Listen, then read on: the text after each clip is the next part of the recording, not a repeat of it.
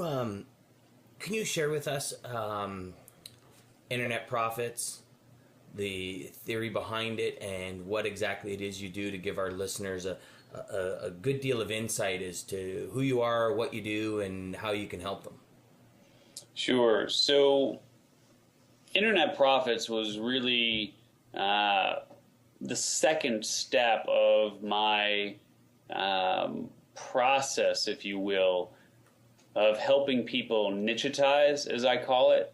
And so nichitizing is all about identifying your niche and then understanding and learning how to monetize it so you can get paid extraordinarily well for what it is that you do as well as or better than anyone else. And so the first book, Journey to You, was really all about discovering who you are and what your what is. And so once you have your what in hand, you really need to then have the how. The how do you share that gift with the world? How do you monetize that gift and really do some amazing things with it in a way that we just couldn't even imagine and fathom 10, 15, 20 years ago, because the internet really has leveled the playing field for all of us. And it's given us as individuals and small companies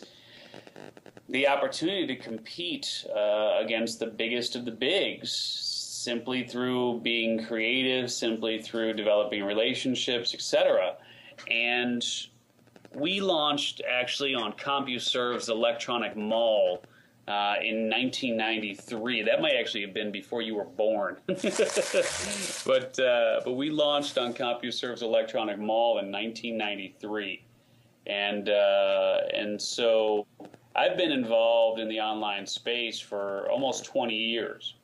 But I found myself just still not really understanding how the internet works, how we all seemingly have access to the same tools and techniques and software and products, and yet some people out there are just killing it. I mean, you can call them the 1%, you can call them whatever you want, but I mean, they are killing it, making money online, spreading their word, developing borderline fanatic followings, etc.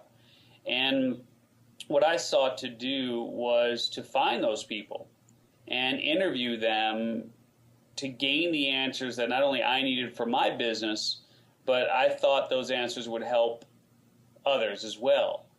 And so, much like you're doing with me, I did video interviews with 25 of the world's leading experts, folks like Yannick Silver and Mike Vilsame and Armin Morin, to people like Janet Bray Atwood and Steve Harrison, John Kramer, Dan Hollings, Mark Ostrovsky, etc. So just a really awesome group of people who, I mean, look, not everybody said yes, but 25 of them did. And my intentions were to create sort of a guidebook to what to do online and specifically how to do it. And so that was what the intentions were behind creating Internet Profits. And it's not an anthology, but it is based on those interviews, and it's a narrative where I'm ostensibly introducing the reader to these people and what they do. And it was a very difficult process. I mean, if you can imagine taking this interview and converting it to an engaging narrative where it's not Dan said, Steve said, Dan said, Steve said, yeah. It's tricky. Yeah. And so fortunately, I have a gift for writing, and I also have very good editors who help me through that process.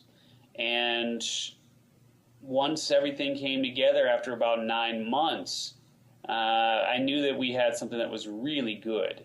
And so put it in front of a number of people, and Jay Conrad Levinson, who's the author of Guerrilla Marketing, actually gave me one of the highest compliments back live on stage at Internet Profits Live, where we brought a number of leading experts to Chicago to present for 3 full days the best content that they had, including J. Conrad Levinson and Larry Winget and just a number of really great people. But what Jay said was, he said it's the best marketing book that he's read in 20 years, which was really just a huge, huge compliment. Mm-hmm. But it all started out just with the idea of needing to provide information for my team, where we needed to understand exactly what to do and how to do it so that we could do a better job of sharing our mission, our message with people. And we've still, I mean, it's almost embarrassing because there's so much in the book that we haven't done. I'm almost ashamed for people to go to my site now after seeing, or reading what's in the book, because there's just so much to do. And if you implemented 1/100th of what you find in the book, your business would change dramatically. Wow. Okay. And it's you've written it, but you haven't implemented it, or you're in the process of implementing it all? Oh, in the process. I mean, it's impossible. I will never get to everything that's in that book. I mean, it is from SEO to workshops like online teleseminars and webinars to blogs and podcasts and Facebook and LinkedIn. And I mean, we cover the gamut of what to do and how to do it. And I mean, we could spend the next 3 years trying to get to everything in that book and still not get there.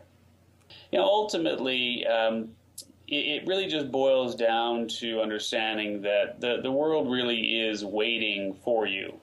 And you got to get yourself out of this state of emotional bureaucracy that so many of us live in, where making a decision becomes a decision-making process in itself.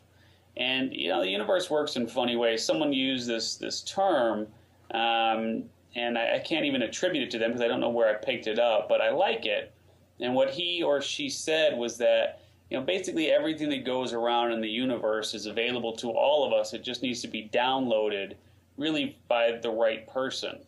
And so you have to be open, you have to be receptive, and you have to be willing to just say, this is coming to me for a reason, right? It's not that I chose this idea, it's just that it somehow landed with me.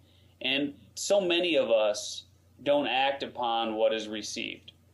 And what the universe will do is, if you don't act upon it, it will take that idea or that music, that song, or whatever it might be, and it'll throw it back out into the universe and spin around until it finds someone else to act upon what has been created. And so really, it's the same reason why so many people sit there and they're watching late night TV or whatever it might be, and they see something and they're like, wait a minute, I thought of that idea 5 years ago. That's my idea, like the Snuggie or whatever it might be. But in reality, no. I mean, we don't own any of these ideas. We only have the ability to act upon the ideas received. And so what I would encourage people to do is make sure that they're very clear on what their what is, understand who you are, what it is that you're compelled to do, and act. And that's ultimately, if you can do those three things, your life will take on a very different shape and form.